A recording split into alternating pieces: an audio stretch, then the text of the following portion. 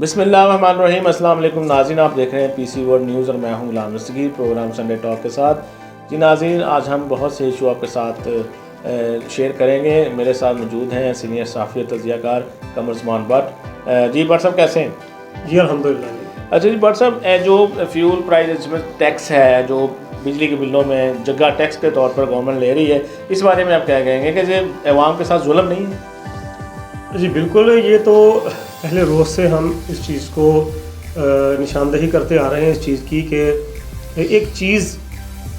جو ہم 2-3 ماہ پہلے خریدتے ہیں، استعمال بھی کر لیتے ہیں،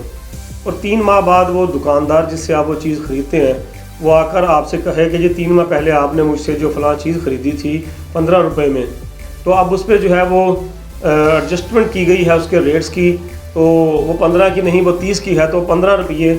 آپ ہمیں مزید عطا کریں کہ جو 3 ماہ پہلے آپ نے ہم سے چیز خریدی تھی۔ تو یہ ظاہری بات ہے، ایک کھلم کھلا یہ ایک جگہ ٹیکس ہے، میں تو اسے بدماشی کہوں گا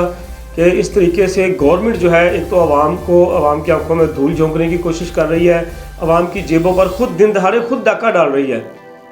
کہ اس طرح جو ایک چیز جو ہے وہ عوام کو پرووائڈ کی جا رہی ہے، اس کی قیمت طے کر کے ہی عوام کو وہ فراہم کی جا رہی ہے، تو پھر 3 ماہ کے بعد یا 1 ماہ کے بعد فیول پرائس ایڈجسٹمنٹ کے نام پر ان کے بلوں سے زبردستی اس کی کٹوتی، اور اگر وہ کوئی بل اس کا پے نہیں کرتا یا اعتراض کرتا ہے ایف پی اے پر، تو اس کا میٹر کاٹ لیے جاتے ہیں۔ میٹر کاٹنا بھی انتہائی غیر قانونی ہے، غیر آئینی ہے، بلکہ قانون کے تحت کوئی بھی اگر بل ادا نہیں ہوتا تو وہ صرف وابڈا کا محکمہ جو ہے ملک میں کسی بھی جگہ پر صرف اور صرف کنیکشن کاٹ سکتا ہے کہ آپ کی بجلی کی سپلائی جو ہے وہ منقطع کر دی جائے، لیکن یہاں پر یہ بدماشی ہے کہ وہ وابڈا کا عملہ جا کر اس گھر میں جس کا باقاعدہ وہ میٹر خریدا ہوتا ہے، صارف نے، خریدار نے، کنزیومر نے، جو وابڈا کا کسی بھی ڈسکو کو کسی بھی ڈسٹریبیوشن کمپنی کا جو صارف ہے وہ اس کی رقم ادا کر چکا ہوتا ہے میٹر کی، لیکن اس کے باوجود وہ میٹر بھی اتار کر لے جاتے ہیں، ان کے خلاف مقدمہ بھی درج ہو سکتا ہے آئین کے تحت۔ تو یہ بات جو ایف پی اے کی ہے فیول پرائس ایڈجسٹمنٹ کے حوالے سے جو دن دہاڑے لوٹ مار کی جا رہی ہے، عوام ایک طرف مہنگائی کے ہاتھوں لٹ رہے ہیں، ہر جگہ کسی بھی چیز کا ذکر کریں تو اشیاء ضروریات جتنی بھی ہیں وہ ہر چیز کی قیمت جو ہے وہ 100 گنا بڑھ چکی ہے، اور وہ مرے کو مارے شاہ مدار کے مصداق یہ صورتحال بن چکی ہے کہ حکومت بجائے ابھی عمران خان صاحب جو ہیں وزیر اعظم بننے سے پہلے جب اپوزیشن میں تھے تو اپنے دھرنوں میں جلسوں میں بڑا اعلان کرتے تھے، بجلی کے بلوں کو لہراتے تھے، بجلی کے بل جلائے گئے تھے، سول نافرمانی کی دھمکی دیتے تھے کہ بجلی کے بل میں جو 7-8 قسم کے جو ناروا قسم کے ناجائز قسم کے جو ٹیکسز ہیں، سرچارجز ہیں، ایڈجسٹمنٹ کے نام پر جو ایک جگہ ٹیکس ہے وہ ختم کریں گے، لیکن اقتدار میں آتے ہی وہ یکسر اس بات کو بھول چکے ہیں، اور بجائے اس کے کہ جو پہلے جو ناجائز طور پر جو ٹیکسز اور سرچارجز وصول کیے جا رہے ہیں ان کو ختم کرتے انہوں نے یہ فیول پرائس ایڈجسٹمنٹ کے نام پر ایک اور جو ہے وہ جگہ ٹیکس عوام پر لگا دیا ہے۔ اور آپ کو ایک اور بات بتاؤں، آپ تو ایف پی اے کی بات کرتے ہیں، اگر آپ بجلی کا بل ذرا غور سے دیکھیں، اس کے جو لیفٹ سائڈ پہ جو کالمز ہیں ان میں اگر آپ دیکھیں گے تو ان میں ایڈیشنل ایف پی اے بھی لکھا ہوا ہے، آپ غور سے اگر دیکھیں گے وہاں پر لکھا ہوا ہے کہ ایڈیشنل سرچارج ایف پی اے، یعنی کہ ایک تو آپ سے وہ فیول پرائس ایڈجسٹمنٹ وصول کی جا رہی ہے 1 ماہ پہلے کی استعمال شدہ بجلی پر، اور اس استعمال شدہ بجلی پر جو ایف پی اے ہم سے جگہ ٹیکس لیا جا رہا ہے اس پہ ایڈیشنل سرچارجز ایف پی اے کے نام پر مزید وصول کیے جا رہے ہیں۔ تو آپ خود دیکھیں، اس انصاف کریں آپ کہ کیسے اس کو ایک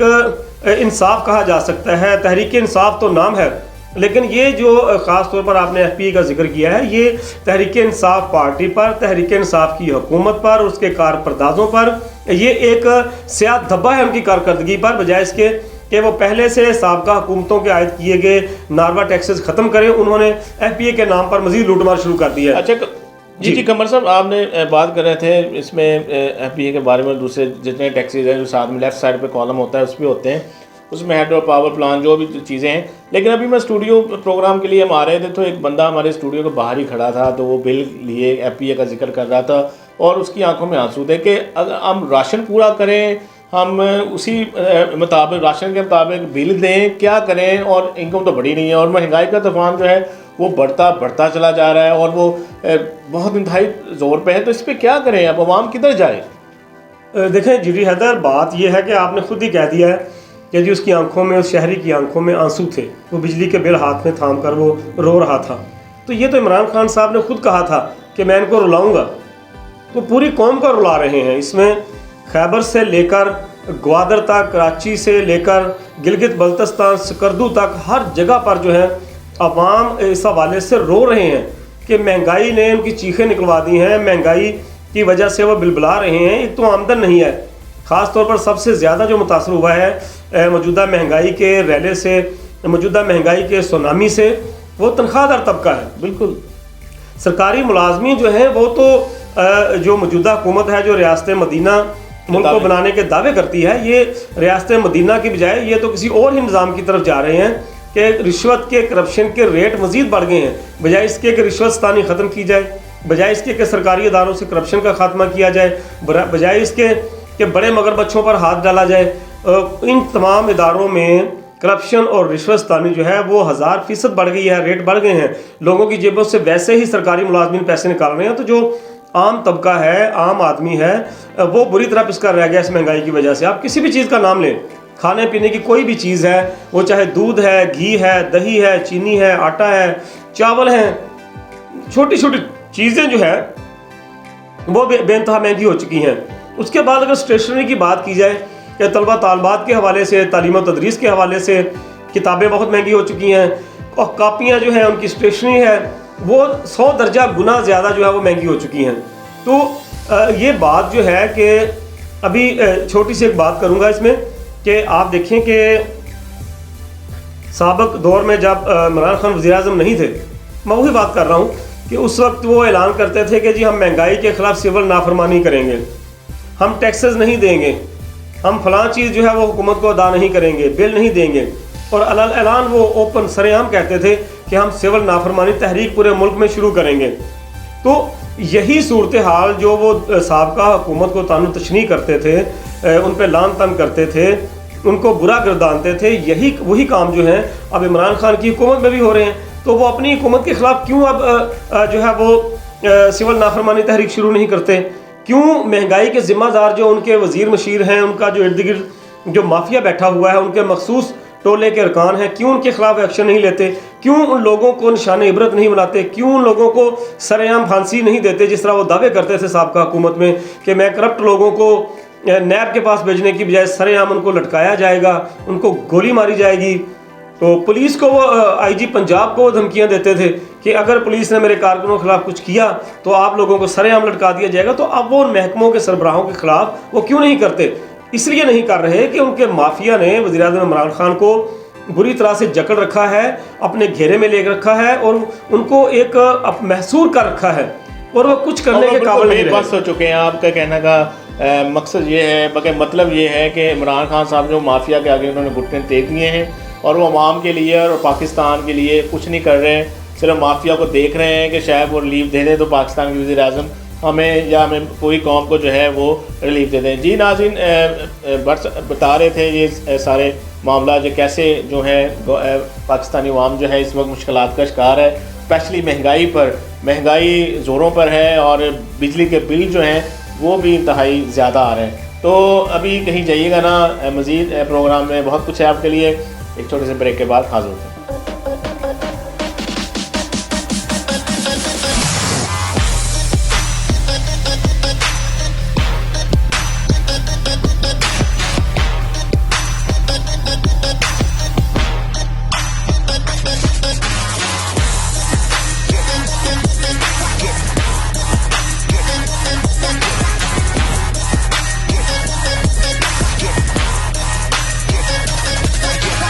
جی ناظرین، ویلکم بیک دا شو۔ جی ناظرین، کیا نواز شریف جو ہے پاکستان میں واپس آنے کی تیاریاں کر رہے ہیں؟ کیا وہ واپس آتے ہیں؟ واپس آتے ہی جیل کی ہوا کھائیں گے، یا ان کا مقدر ہے جو وہ اقتدار ہوگا؟ اسی والے سے ہم واٹس ایپ سے بات کرتے ہیں۔ واٹس ایپ بڑا ٹویسٹنگ چل رہا ہے سیاست میں، تو کیا کہیں گے اس بارے میں کہ کیا نواز شریف اگر واپس آتے ہیں تو ان کو اقتدار ملے گا یا جیل ملے گی؟ جی پہلے تو جی آپ یہ تصحیح کر لیں کہ نواز شریف واپسی کی تیاریاں نہیں کر رہے، بلکہ ان کو واپسی کی تیاریاں کروائی جا رہی ہیں۔ جی جی جی ٹھیک ہے نا جی۔ آپ کو جیسے کہ پتہ ہے کہ ان کے برطانوی حکومت نے کو انہوں نے درخواست دی تھی کہ ان کے ویزے میں توسیع کی جائے، کیونکہ پاسپورٹ کی مدت تو ختم ہو چکی ہے۔ تو برطانیہ نے ان کے ویزے کی توسیع کی درخواست جو ہے مسترد کر دی ہے، اور برطانیہ کی طرف سے جلد جو ہے وہ نواز شریف کو بے دخل کر دیا جائے گا۔ تو وہ بے دخلی کے بعد وہ کہاں جائیں گے؟ لا محالہ وہ پاکستان پہنچیں گے، کیونکہ پاسپورٹ پہ جو ہے وہ ان کا وہ ختم ہو چکی ہے اس کی جو مدت ہے، جو ڈیٹ ہے، تو وہ کہیں پہ بھی نہیں جا سکتے، وہ پاکستان واپس ہی آئیں گے۔ اور اس وقت وہ سب کو پتہ ہے، ہر پاکستانی کو پتہ ہے کہ وہ سزا یافتہ ہے، اعلیٰ عدالت سے ان کو سزا ملی ہوئی ہے، وہ ایک سزا یافتہ مجرم ہے، تو ان کو پاکستان آنا ہی ہوگا۔ اور خاص طور پہ جب کہ برطانوی حکومت کے ساتھ مجرموں کی حوالگی کا ایک معاہدہ بھی طے پا چکا ہے، تو وہ کہیں اور نہیں جائیں گے، پاکستان ہی آئیں گے۔ تو دوسری چیز آپ دیکھیں کہ اس میں کچھ عرصہ پہلے تک جو نون لیگ کا جو تھا وہ بیانیہ وہ اینٹی اسٹیبلشمنٹ تھا، جی، لیکن جب سے یہ صورتحال سامنے آئی ہے، پیش رفت ہوئی ہے اس حوالے سے کہ برطانیہ نے واضح طور پر یہ کہہ دیا ہے کہ نواز شریف کو یہاں سے بے دخل کیا جائے گا، ڈپورٹ کیا جائے گا، تو اس کے بعد سے نون لیگ کا پاکستان میں جو اینٹی اسٹیبلشمنٹ بیانیہ ہے وہ یکسر تبدیل ہو چکا اور بڑا معذرت خواہانہ ہو چکا ہے۔ خاص طور پر بی بی مریم نواز جو چند ماہ پہلے تک اسٹیبلشمنٹ اور حکومت کو ایک ہی صف میں رگڑ رہی تھیں اور انتہائی سخت بیانات آ رہے تھے ان کے، خاص طور پر ان کے شوہر نامدار جو خود آرمی کے جو ہیں ریٹائرڈ کیپٹن ہیں صفدر اوان صاحب، وہ بھی انتہائی سخت جو ہے الفاظ استعمال کر رہے تھے اسٹیبلشمنٹ کے بارے میں اور حکومت کے بارے میں، سخت گولہ باری ان کی طرف سے ہو رہی تھی، لفاظی ہو رہی تھی، تو وہ بھی اب جو ہے نا انتہائی خاموشی کا سا ماحول مل رہا ہے کہ مریم اور صفدر کی طرف سے۔ تو اسی سے آپ اندازہ کر سکتے ہیں کہ نواز شریف چونکہ دیکھیں وہ ملک سے گئے ہیں جھوٹ بول کر، اپنی صحت کو جواز بنا کر، اپنے علاج کا بہانہ بنا کر، تو چونکہ وہ جانے سے پہلے آلریڈی عدالت سے ایک مجرم ڈکلیئر ہو چکے تھے اور طبی بنیادوں پر وہ باہر تھے جیل سے، تو اب وہاں جا کر ساری دنیا نے دیکھ لیا کہ کیا علاج کروایا انہوں نے۔ روزانہ ان کی طرف سے بیان داغا جاتا تھا گورنمنٹ حکومت پاکستان کے خلاف، عمران خان کے خلاف، پی ٹی آئی کے خلاف، تو اسی وجہ سے جو ہے اب جیسا کہ آپ نے پوچھا کہ ان کا مقدر اب کیا ہوگا، تو مقدر یہی نظر آ رہا ہے کہ جیسا کہ ایک مجرم کے ساتھ سلوک ہوگا۔ کچھ بیک گراؤنڈ میں بھی کھیل چل رہا ہے سیاست میں، کچھ خبریں ہیں ہمیں بھی۔ جی بالکل، یہ بیک گراؤنڈ میں کھیل تو ہر دور میں چلتے رہے ہیں۔ نظریہ ضرورت جو ہے وہ بھی بیک گراؤنڈ کا ہی کھیل تھا کہ عوام کو کچھ دکھایا جاتا رہا اور عدالت سے جو ہے وہ نظریہ ضرورت کا جو ہے وہ ایک راگ لاب کر فوری طور پر اس کو عوام کو رام کر لیا گیا۔ تو وہی چیزیں اب بھی چل رہی ہیں، بیک گراؤنڈ پہ معاملہ طے ہو رہے ہیں، سیف ہاؤسز میں میٹنگز ہو رہی ہیں، مختلف جو ہیں لوگ ان کی آمد و رفت جو ہے وہ جاری ہے، وہ چاہے پنڈی میں آمد و رفت ہو، چاہے وہ کسی بھی علاقے میں آمد و رفت ہو، وہ سلسلہ ہائے دراز جو ہیں وہ بڑے عرصے سے چل رہے ہیں۔ معافی تلافی بھی ہو رہی ہے، یقین دہانیاں بھی کروائی جا رہی ہیں، لیکن ابھی تک جو ہے نون لیگ کے حوالے سے کسی بھی پیج سے کہا جاتا ہے کہ 3 پیجز ہیں، حکومت ہے، پاک فوج ہے، عدلیہ ہے، تو یہی مین سٹیک ہولڈر ہے پاکستان میں اقتدار کے جو ایک سرکل ہے یا ایک تسلیط ہے۔ تو اس حوالے سے یہ کہوں گا کہ تینوں ایک پیج پر ہیں اور تینوں کا اس بات پر اتفاق ہے کہ ایک جیسا ایک مجرم کے ساتھ سلوک ہوتا ہے ویسے ہی اعلیٰ عدالت سے سزا پانے والے نواز شریف کے ساتھ سلوک کیا جائے وطن واپسی پر، اور آتے ہی ان کو جیل میں ڈالا جائے، بجائے اس کے کہ وہ آ کر یہاں پی ڈی ایم کے پلیٹ فارم سے کوئی نیا فتنہ جو ہے وہ شرپسندی شروع کر دیں۔ تو اس حوالے سے یہ دیکھنا ہوگا، یہ عوام کو بھی اس بات پر اب سٹینڈ لینا ہوگا کہ بجائے اس کے کہ اس طرح کے مراعات یافتہ طبقے کے ساتھ ہمیشہ امتیازی سلوک ہوتا ہے، اگر ایک سزا یافتہ مجرم جو ہے وہ ملک سے باہر علاج کے بہانے جاتا ہے، وہاں علاج بھی نہیں کرواتا، وہاں پہ جا کے یاشی کرتا ہے، تو اگر وہ کسی بھی طریقے سے وطن واپس اس کو لایا جاتا ہے تو اس کا مقدر جیل ہونا چاہیے۔ قمر صاحب آپ کہہ سکتے ہیں کہ 100% کا جو مقدر ہے وہ جیل ہی ہوگا، کوئی ڈیل شیل نہیں ہوگی نون لیگ کے ساتھ؟ دیکھیں ڈیل کی آپ نے بات کی ہے نا، تو اس میں آپ دیکھیں کہ پی ڈی ایم کے پلیٹ فارم سے بعض نادیدہ قوتوں نے مولانا فضل الرحمان کو استعمال کیا، ٹھیک، اس پہ تھوڑا سا آپ غور کریں، اس پہ گہرائی میں جا کر آپ دیکھیں کہ کتنے طریقے کے ساتھ پہلے پی ڈی ایم کے پلیٹ فارم پہ تمام اپوزیشن جماعتوں کو اکٹھا کیا گیا، بڑے دعوے کیے گئے، بڑے وعدے کیے گئے، بڑے اعلانات کیے گئے بلند و بانگ کہ ہم حکومت کو 2 ماہ میں ختم کر رہے ہیں، 3 ماہ میں ختم کر رہے ہیں، 6 ماہ میں ختم کر رہے ہیں۔ 2021 کے مڈ میں یہ اعلان کیا جاتا رہا کہ جو اکتوبر میں حکومت جا رہی ہے، اکتوبر آ گیا تو دسمبر کی ڈیٹ دے دی گئی، دسمبر گزر گیا تو اب کہہ رہے ہیں جی مارچ 2022 میں۔ تو اسی سے آپ اندازہ لگا لیں کہ یہ صرف ایک بہانے بازی ہے. بیسیکلی نادیدہ قوتوں نے جس طریقے سے نواز شریف کے خلاف تمام شواہد اکٹھے کیے تھے، ثبوت اکٹھے کیے تھے، اسی طریقے سے مولانا فضل الرحمان ان کو استعمال کیا گیا، ان کو پی ڈی ایم کا سربراہ بنوایا گیا. تو بنوانے کے بعد جب مخصوص وقت آیا تو اس وقت ایک طریقے سے پیپلز پارٹی اور اے این پی کو پی ڈی ایم سے نکال دیا گیا تاکہ پی ڈی ایم کی جو تحریک تھی اس کو تھوڑی بریک لگ جائے، سست پڑ جائے کام. اور وہی جو اس کے بعد جو ڈیل چلتی رہی، ایک مخصوص سیف ہاؤس میں مولانا فضل الرحمان کے ساتھ ساری ڈیل مکمل ہوئی، جہاں پر ڈیل کمپلیٹ ہونے کے بعد ان کو یقین دہانی کروائی گئی. اور اسی کا صلہ ہے کے پی کے میں جو جے یو آئی فے گروپ کو جو کامیابی ملی ہے، عقید المثال قسم کی تاریخی کامیابی ہے، تو وہ ویسے ہی اس کو کامیابی نہیں مل گئی وہاں پر. یہ اسی ڈیل کا نتیجہ ہے جو مخصوص سیف ہاؤس میں مخصوص افراد کے ساتھ ان کی ڈیل ہوئی ہے، اس کا یہ نتیجہ ہے کہ ان کو وہاں پر جتوایا گیا ہے. تو اسی سے آپ اندازہ کر سکتے ہیں کہ یہ جو آپ کہہ رہے ہیں کہ بیک ڈور پالیسی چل رہی ہے یا کوئی گیم چل رہی ہے، تو اس گیم کا یہ شاخسانہ ہے. لیکن میں نہیں سمجھتا کہ نواز شریف صاحب واپس وطن آئیں گے تو وہ اقتدار کے نرم بچھونوں پر ان کو منتقل کیا جائے گا، بلکہ میرا خیال ہے کہ وہ جیل میں ان کو کچھ آصف زرداری کی طرح وقت گزارنا پڑے گا. صاحب جنوری 2020 میں کچھ تبدیلیاں آنے کا بھی عندیہ مل رہا ہے، کوئی اندر بیک گراؤنڈ جو ہے، تو اس بارے میں آپ کیا کہیں گے کہ سیاست میں بھی کوئی اثر پڑے گا اس پہ؟ دیکھیں جی، ظاہری بات ہے نا، جب تبدیلی کا آپ بات کر رہے ہیں تو سیاست پر لامحالہ اثر پڑے گا اس کا. ملک میں جو تبدیلی کس میں آتی ہے؟ سیاست میں ہی آتی ہے، چہروں میں ہی آتی ہے. باقی عوام کے حالات وہی ہیں. ہر دور میں عوام کو مہنگائی کا ہی تحفہ ملا ہے، چاہے وہ کسی بھی جماعت کو ووٹ دے لیں، وہ 30 سال تک ایک ہی پارٹی کو مسلط رکھیں، 15 سال تک ایک پارٹی کو مسلط رکھیں. وہ پیپلز پارٹی ہے، چاہے نون لیگ ہے، چاہے پی ٹی آئی ہے، آپ نے دیکھ ہی لیا ہے. تینوں ادوار کا موازنہ کریں. بھٹو نے روٹی کپڑا اور مکان کا نعرہ لگایا اور پورے ملک میں کامیابی حاصل کر لی. اور روٹی کپڑا مکان کا نعرہ لگانے کے بعد کیا کیا بھٹو نے؟ ذوالفقار علی بھٹو بھی مکمل ناکام ہوئے عوام کو سہولتیں دینے کے لیے، ریلیف دینے کے لیے. تو اسی طرح نواز شریف صاحب جب اقتدار میں آئے ہیں تو آپ خود دیکھیں کہ ان کے دور اقتدار میں کیا نہیں ہوتا رہا. مخصوص افراد کا ٹولہ تھا، ان کے رشتہ دار ہی، بلکہ میں کہوں گا کہ تمام وفاقی اور صوبائی وزارتوں پر ان کے رشتہ دار براجمان تھے. تمام بڑے جو سرکاری ادارے تھے ان کے سربراہان ان لوگوں کو بنایا گیا جو ان خاندان شریفیہ کے جو رشتہ دار تھے.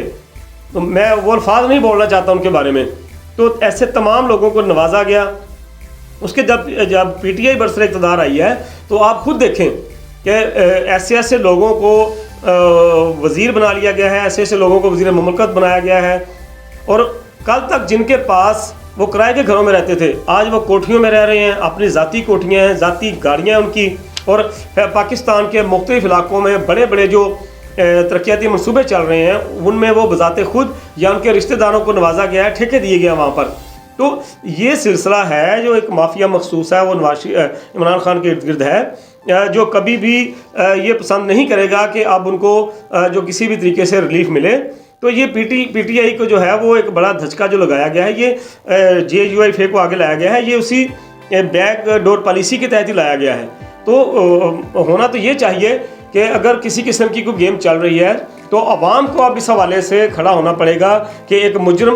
کو سزا نہیں دی گئی اگر وطن واپسی پر، تو جیلوں میں قید دوسرے مجرموں کا کیا قصور ہے؟ پھر جیلوں میں تمام مجرم جو عدالتوں سے سزا یافتہ ہیں، پھر ان کو بھی چھوڑنا پڑے گا. بالکل بھٹ صاحب ٹھیک کہہ رہے ہیں کہ اگر سزا یافتہ لوگوں کو سزا نہیں دی گئی تو باقی لوگوں کا کیا قصور؟ اچھا، سیاست کی بات ہو رہی تھی تو ہم بلدیاتی الیکشن کو ایڈ کرتے ہیں کہ اس پہ بھی سینیریو بن رہا ہے اور بہت سارے ان کے شیڈول بھی جاری ہو گئے. تو اس میں بھٹ صاحب، اس میں کے پی کے میں جو ہے وہ بڑا ناشکست ہوئی ہے